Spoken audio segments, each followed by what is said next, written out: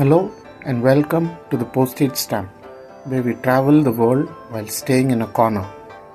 This is an audio-only podcast where you can imagine what happens as we speak of mundane experiences from around the world.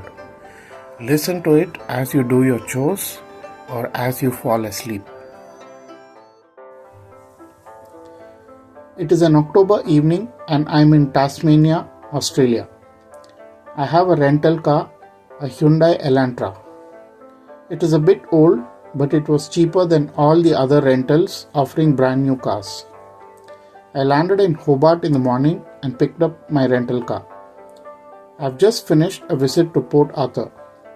Port Arthur is a historic site, a prisoner camp from back when the British used to send their convicts to Australia. Today, it's a pleasant looking, well-maintained tourist site with ruined buildings and pretty landscaping.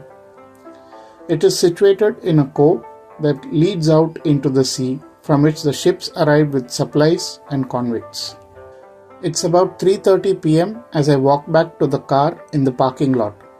I have to reach the village of St. Mary's, which the map informs me is 3.5 hours away.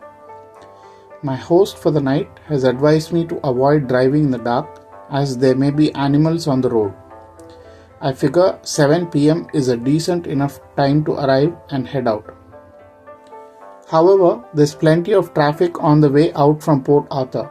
By 5 p.m., I've only covered about 60 kilometers. It has been quite a tiring day with a morning flight out of Sydney to Hobart and walking around for a couple of hours at the Port Arthur historic site. I decide to stop for a meal as I approach the town of Sorrel. I don't have time to be picky and I spot a parking lot along the main road. I pull in and there is a KFC there. I quickly grab a meal and also head into a Coles right next door. Coles is a large supermarket chain. I get some fruits, bread and hot chocolate for breakfast the next day. It is now 5:30 p.m. and what I haven't accounted for is how early it starts to get dark. I'm on a highway, but it is a single lane road. While the road is excellent, it is quite twisty as I start to get into some hills. There is a forest all around and it is pitch dark except for the beam of my headlights. My rental Elantra has seen better days. It tends to veer into the opposite lane if I don't actively turn the steering wheel every minute. There is only an occasional vehicle on the road and otherwise I am alone in my car for miles and miles around. There is a little temperature gauge on the instrument cluster of the car and I notice the mercury begins to drop as the time progresses. It was in the pleasant 20s while I was in Port Arthur, but now it's around 12 degrees Celsius and steadily dropping. I leave the hills and enter the plains again, but the road is still winding. Around me are fields of some sort. I can't make out much, just that there is tall grass growing on either side. I do not see any sign of habitation, just the road and its yellow markings stretching on and on in the glare of my headlamps. Periodically, I notice several dead animals on the road hit by passing cars. Roadkill. I suddenly notice something on the road and bring the car to a halt. There is an animal in the middle of the road. It looks like a kangaroo, but I make out it's slightly greyish in color, or so I think, as it's quite dark and difficult to make out. It's a baby. It's staring at my car and probably blinded by the glare of the headlamps.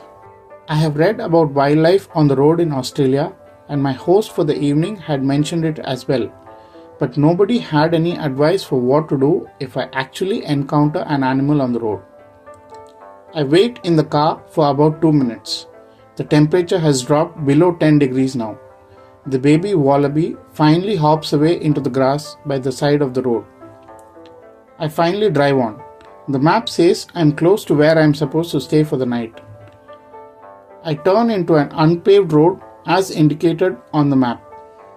It is pitch dark and eerie. Being on the paved highway, though dark as well, felt safer. I drive slowly along the narrow path until I reach a house. The house is dark as well.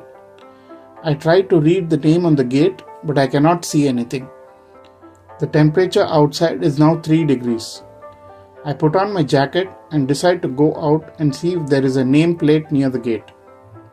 I get out, leaving my car headlamps on. I am suddenly startled to see a person standing by the gate. He had been silently observing all this while.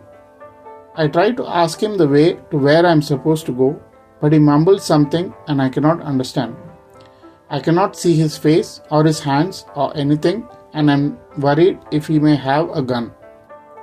I thankfully remember the brief history lesson at Port Arthur earlier this evening, where a massacre by a gunman in the 90s led to restrictions in firearm sales in Australia. While I didn't get anything useful from the man, I have at least realized that this road isn't where I am supposed to be. I head back to the highway, and a bit further ahead I notice a Chinese restaurant. It is the only outlet that seems to be open for miles around here. I thankfully walk in and order some takeaway. I try to ask the owner where my host says, but she is an aged Chinese woman with limited English. Her son, who probably runs the restaurant during business hours, isn't around. She gestures and I vaguely head off in the direction she has pointed after I have received my food. I finally reach a wide gate and a house that seems to have the lights on. I have arrived at my host's house and I thankfully go inside to a warm bed. That brings an end to the latest episode of the Postage Stamp, where we travel the world while staying in a corner.